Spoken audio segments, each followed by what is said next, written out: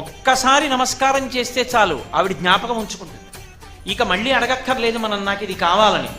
ఆవిడే దాన్ని గుర్తు పెట్టుకుని మళ్ళీ మళ్ళీ ఇచ్చే లక్షణం ఉన్నటువంటి అమ్మవారు కనుక ఆవిడికి మరిడమ్మ తల్లి అని పేరు. ఒక ఊళ్ళో నూకాలమ్మ. నూకాలమ్మ అంటే భూమి మీద నూకలు ఉన్నాయి, ఈ ఊళ్ళో నేనున్నాను, ఈ ఊళ్ళో నేనుండి ప్రతి పూట అన్నం తిని బ్రతకగలుగుతున్నానంటే ఆవిడ అనుగ్రహం. భూమి మీద నూకలు ఉన్నాయిరా వీడికట్ట, ఇక్కడ నాకు నూకలు మిగల్చి ఆయుర్దాయం ఇస్తున్న తల్లి ఈ గ్రామానికి అధిదేవత. అందుకే ఎప్పుడైనా ఊరు విడిచిపెట్టి వెళ్లే ముందు గ్రామదేవతకి చెప్పి వెళ్ళాలి. మనసులో నమస్కారం చేసుకుని పొలిమేర దాటుతున్నప్పుడు, అమ్మా ఏదో ప్రవచనం చేయడానికి ఫలానా ఊరు ఎడుతున్నాను, తల్లి క్షేమంగా తీసుకురా అని చెప్పాలి.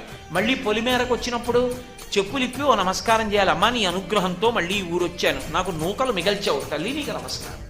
ఏడాదికోసారి అన్ని కుటుంబాలు కలిపి అమ్మవారికి నైవేద్యాలు పెట్టామని చెప్పి అమ్మవారికి నైవేద్యాలు పెడతారు.